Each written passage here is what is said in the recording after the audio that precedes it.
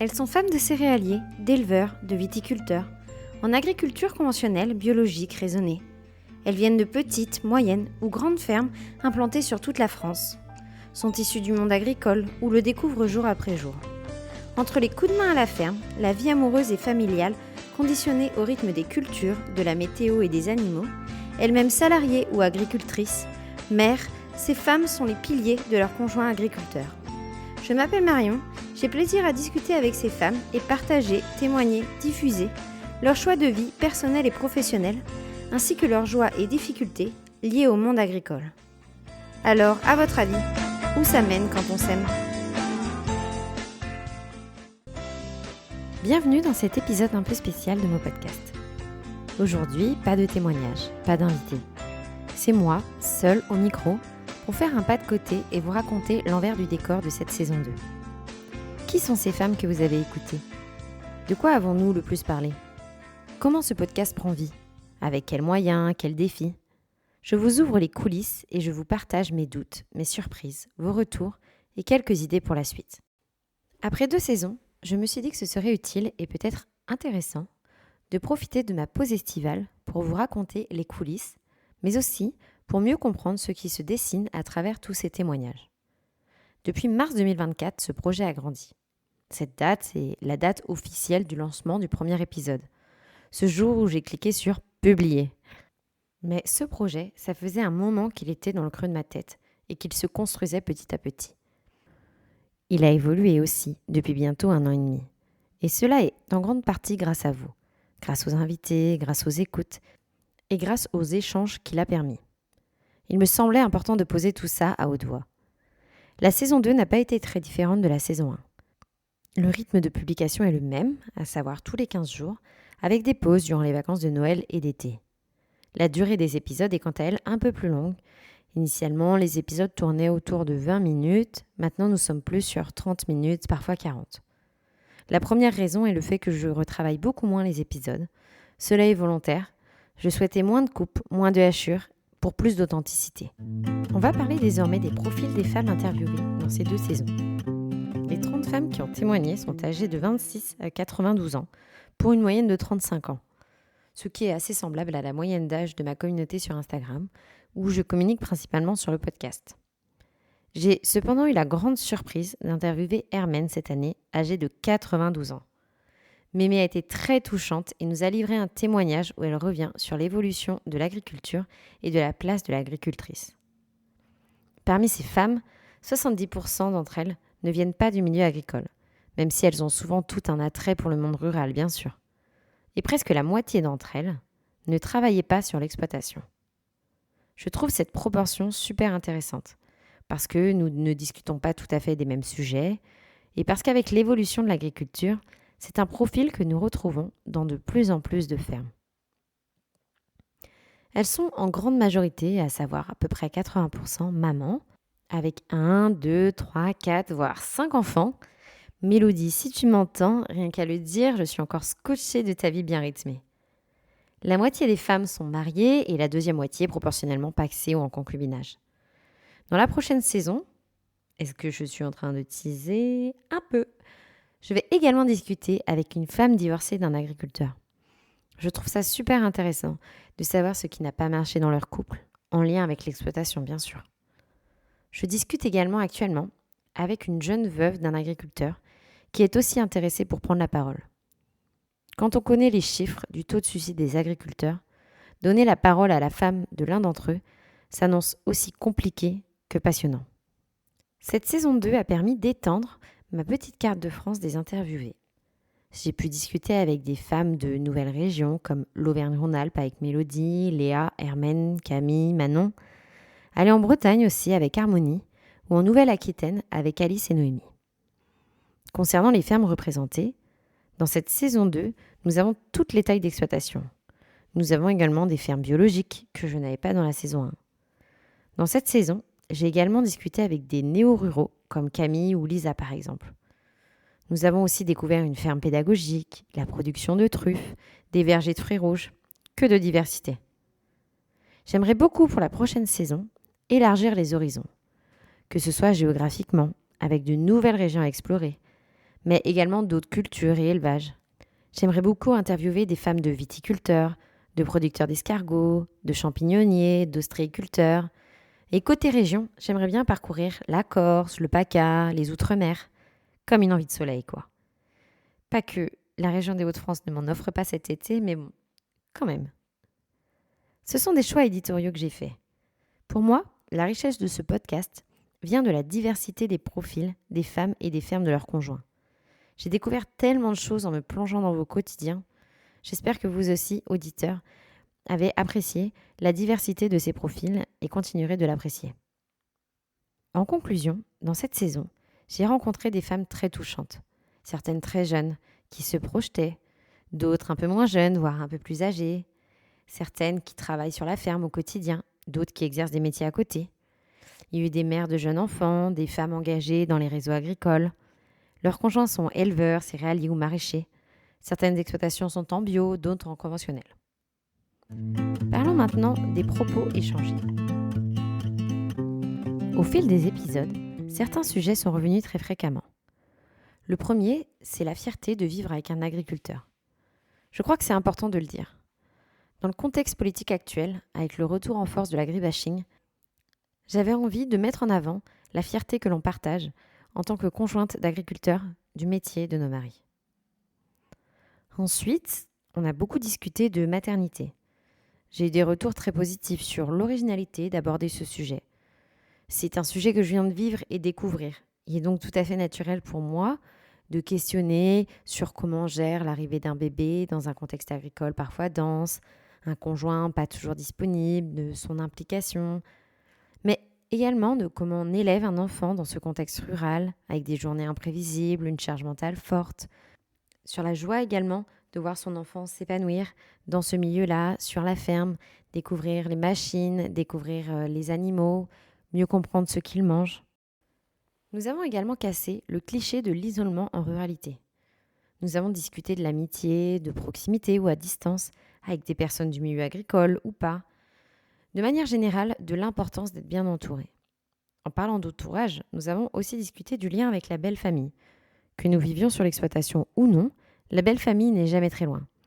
C'est un sujet qui était sans doute tabou il y a quelques années et qui pourtant est tellement encore d'actualité. Beaucoup ont aussi parlé du fait de travailler avec leurs conjoints sur la ferme. Certaines sont installées avec leur mari, d'autres se projettent à l'être, certaines pas du tout. Et on a parlé surtout de ce que cela implique en termes de place, de reconnaissance, de charge, de tension parfois. Comment ils équilibrent leur mission, comment ils se répartissent les activités. Certaines se sont installées également en élargissant les activités de la ferme. Je pense à Harmonie qui a créé une ferme pédagogique, à Juliane qui s'est lancée dans la production de mozzarella, à Camille qui a créé un chenil, qui se lance dans la création de pâtes de blé dur, de produits à base de truffes. Il y a eu aussi des sujets plus transversaux, la santé mentale, l'administration, les transmissions familiales. Ce qui en ressort, c'est que derrière chaque témoignage individuel, il y a des réalités collectives qui méritent sérieusement d'être explorées. Cet épisode, c'est aussi l'occasion de vous ouvrir un peu les coulisses du podcast. Sur le plan pratique, ce podcast est entièrement autoproduit. J'enregistre avec un micro professionnel que je me suis acheté au début du projet. J'enregistre toutes les interviews à distance. J'aimerais beaucoup pouvoir aller rencontrer ces femmes dans les exploitations ou tout proche. Dans mon rêve, je fais le tour de France de ces exploitations. Je sais que je les rencontrerai un jour, donc je me fais pas trop de soucis. Mais à l'heure actuelle, je mène ce projet à côté de ma vie professionnelle et de famille, et me déplacer n'est actuellement malheureusement pas envisageable. D'ailleurs, dans cette vie bien rythmée, j'ai dû parfois annuler certaines interviews, en dernière minute pour prioriser ma vie de famille. Je m'excuse encore auprès de celles qui m'écoutent. Pour certaines, nous avons retrouvé un temps pour papoter ensemble dans un épisode. Pour d'autres, j'espère qu'on le trouvera le plus prochainement possible. Le montage, la préparation, la diffusion, tout est fait maison. C'est un choix, mais c'est aussi une contrainte. Chaque épisode demande plusieurs heures de travail. J'estime environ à 6 heures pour un épisode de 20 à 30 minutes par exemple. Côté diffusion, j'ai commencé à mettre les épisodes sur YouTube. J'espère mettre les derniers de la saison 2 dessus cet été pour pouvoir le faire à chaque diffusion dès la saison 3. J'aurais peut-être dû également le faire depuis le début. mais je n'avais pas l'option par mon hébergeur. Cette année, j'ai également souhaité mettre l'accent sur la communication. Je me suis imposé un rythme de 3 publications par semaine, les semaines avec des épisodes ou non, ainsi que de nombreuses stories. Ce rythme demande énormément de travail, mais m'a ouvert les yeux sur mon souhait de m'investir en communication autour du monde agricole. Cela me donne de nombreuses idées pour la suite. Mais à l'heure actuelle, ce temps passé sur la communication est compliqué à gérer. Je pense donc passer à 2 publications par semaine l'année prochaine pour calmer un peu le rythme. Je suis très présente sur Instagram. Je vais essayer de l'être un peu plus sur Facebook pour élargir la communauté et toucher une cible un peu différente. Côté communication, j'ai essayé de me montrer également davantage. J'ai proposé par exemple de faire un bilan mensuel en carrousel pour présenter mes joies du mois. C'était important pour moi de mettre l'accent sur mes bonheurs de femme d'agriculteur. Mais j'avais du mal à l'idée de partager mes moments de vie intimes. Trouver cet équilibre n'est pas toujours évident. Je ne monte pas mes enfants sur les réseaux, même si cela pourrait attirer l'attention ou être entre guillemets vendeur. Je tiens à préserver leur intimité et leur droit à l'image. Ils n'ont pas encore l'âge de consentir en toute conscience à une exposition publique et je veux leur laisser la liberté plus tard de choisir ce qu'ils souhaitent partager ou non. À l'heure de l'intelligence artificielle et de toutes les choses problématiques que l'on voit traîner sur les réseaux, c'est bien mieux ainsi. Côté financement, il n'y a pas de sponsoring ni de subvention pour le moment. Le projet repose sur mon temps bénévole et sur l'énergie que j'y consacre. Je ne suis pas fermée au fait de sponsoriser un jour mon podcast, au contraire, j'y pense de plus en plus. Si je le fais, je souhaite cependant que ce soit uniquement par des acteurs agricoles, comme des marques de diversification agricole ou autres. Si en plus cela peut avoir un lien avec l'exploitation du conjoint de la personne interviewée, alors cela peut être encore plus intéressant. Mais je ne veux pas que ça devienne un espace de pub, c'est pas vraiment le concept du podcast comme vous l'aurez compris. Ce que je retiens de tout cela, c'est que faire un podcast indépendant sur un sujet aussi ciblé, c'est un travail très chronophage, mais qui m'apporte énormément au quotidien. D'ailleurs, parlons un peu de ce que j'ai appris de ces 2 saisons. Ce qui m'a le plus surprise, c'est la qualité des échanges. Je pensais avoir des discussions plus réservées, plus cadrées. Et en fait, les femmes ont souvent parlé très librement, très profondément. Même si, quand je les contacte, elles me répondent qu'elles n'ont rien à dire, que leurs vies sont ordinaires, elles se laissent guider par la trame d'interview et se confient petit à petit. D'ailleurs, je fais toujours écouter l'épisode à chaque interviewé avant sa diffusion. Le conjoint souvent a aussi son mot à dire et écoute un peu si sa femme n'a pas dit trop de bêtises. Ce n'est pas une pratique courante en podcast, encore moins en journalisme. Mais comme nous discutons de sujets intimes, je souhaite maintenir cela. Je ne réenregistre rien, mais il m'est arrivé 1 ou 2 fois de couper quelques passages à la demande après réécoute. Enfin, je ne réenregistre rien, ou pas. Pour la première fois cette année, après l'écoute de son épisode, Manon m'a dit que de nombreuses choses avaient changé. Je lui ai alors proposé d'enregistrer la suite, pour qu'elle nous raconte tous ces changements entre projections et difficultés rencontrées.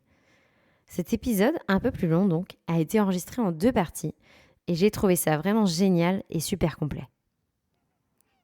Côté difficultés rencontrées, certaines prises de contact n'aboutissent pas et parfois les rendez-vous sont reportés plusieurs fois ou les personnes changent d'avis. C'est tout à fait compréhensible. Parler de sa vie, c'est jamais anodin. L'interview d'Hermène m'a particulièrement émue autant que déroutée. Échanger avec une personne âgée demande de l'adaptation, de répéter certaines questions, d'accepter des silences, des non-réponses sur des sujets encore tabous pour elle. J'ai adoré cette expérience et j'espère que cela se reproduira de nouveau. C'est la femme de l'un de ses petits-fils qui m'a contactée pour me proposer de réaliser cette interview et je la remercie encore. D'un point de vue personnel et professionnel, mon échange avec Camille, Agrimom et Agricom, m'a questionné complètement sur mon projet professionnel futur. Son énergie, sa volonté, sa créativité, sa détermination. Je me suis autant retrouvée dans sa vie de femme d'agriculteur, bien que nos fermes soient très différentes, nos conjoints aussi, et que nous venions de 2 régions complètement opposées, que par sa personnalité. Nous nous sommes d'ailleurs recontactés par la suite et sommes toujours en contact. J'apprécie beaucoup ces liens qui se créent grâce au podcast. Si on parlait un peu brièvement de vos avis, J'ai reçu des retours positifs très variés. Des femmes d'agriculteurs qui m'ont écrit pour dire « ça me parle exactement ». D'autres qui m'ont dit « j'ai découvert que je n'étais pas la seule à vivre ça ». Il y a aussi eu des proches, des amis d'agriculteurs, des agriculteurs eux-mêmes. Certains ont découvert une réalité qu'ils ne connaissaient pas ou qu'ils n'avaient jamais formulée comme ça en tout cas. J'ai été également très surprise par l'enthousiasme que ce podcast pouvait avoir auprès d'agriculteurs eux-mêmes, de découvrir un peu plus ce que ressentent leurs femmes. Pour l'anecdote aussi, Manon m'a également partagé, après la diffusion de son épisode, le fait que certains de leurs amis se sont rendus compte de l'importance de leur amitié à travers cette interview. De comment Manon et Thibaut avaient besoin d'eux au quotidien et tout ce que cette amitié pouvait leur apporter à côté de leur vie sur l'exploitation. J'ai trouvé ça vraiment génial. Ce sont des sujets que nous n'abordons pas toujours entre amis. D'autres femmes qui sont passées derrière le micro m'ont également partagé leurs nombreux retours de leurs proches à l'écoute de leurs témoignages. Ce que je retiens, c'est que ces récits ont une portée bien au-delà du monde agricole. Ce sont des histoires de vie, de travail, d'équilibre, de choix qui parlent à beaucoup. D'ailleurs, j'ai eu la chance d'échanger également avec Camille, une femme de militaire qui partage son quotidien sur les réseaux sociaux. Nous avons enregistré un épisode un peu différent sur nos similitudes de vie, dont certaines auxquelles nous ne pensions pas du tout initialement. C'était un échange passionnant que j'ai hâte de vous partager. J'espère refaire ce format hors série avec d'autres métiers très prenants comme des femmes de soignants, de boulangers, de policiers. Et la suite alors ? La suite, elle commence déjà à se construire. Il y aura évidemment une saison 3. Ce projet m'enivre. Je souhaite le continuer. J'aimerais beaucoup continuer de diversifier les profils, interviewer pourquoi pas des conjointes d'agricultrices ou des conjoints d'agricultrices également. J'aimerais beaucoup, donc comme je le disais au début, élargir mes horizons, aller dans d'autres régions, découvrir d'autres types de production, de culture. J'aimerais beaucoup aussi parler avec des femmes un peu plus âgées, pour avoir leurs conseils, discuter de leur évolution de carrière, leur prise de recul sur tout ça. Il y a aussi l'envie d'aller un peu plus loin. Pourquoi pas un livre pour mettre encore plus en avant ces témoignages et pour également toucher un autre public. J'aimerais beaucoup avoir le temps et prendre le temps d'aller jusque ce stade. Je réfléchis aussi, comme je le disais tout à l'heure, à des partenariats possibles, à des formes de soutien, pour que ce projet puisse se développer sans s'essouffler. Une petite communauté se crée et grandit autour de ce podcast et j'en suis tellement fière et cela m'apporte tellement. Voilà, c'était un petit pas de côté pour refermer cette saison 2. J'aimerais en profiter pour remercier toutes les femmes qui m'ont confié un bout de leur histoire. J'ai eu la chance d'écouter des femmes au parcours très différents, mais qui partagent souvent les mêmes questionnements, les mêmes réalités, parfois les mêmes silences. Leurs témoignages ont donné du relief à ce que l'on voit peu ou que l'on entend rarement. Merci à elles pour leur confiance et merci à vous qui écoutez, qui partagez, qui m'envoyez un mot de temps en temps. C'est ce lien-là qui donne du sens à ce projet. Si vous avez des idées, des retours, des pistes ou l'envie de participer d'une façon comme une autre à ce projet, alors n'hésitez pas à me contacter. Et à bientôt! C'est ainsi que s'achève notre échange. Si cet épisode vous a plu, n'hésitez pas à le diffuser autour de vous. Mesdames, si certains propos font écho à votre vie, ou au contraire sont bien différents de vos choix personnels et professionnels, n'hésitez pas à venir discuter avec moi dans un prochain épisode. À bientôt!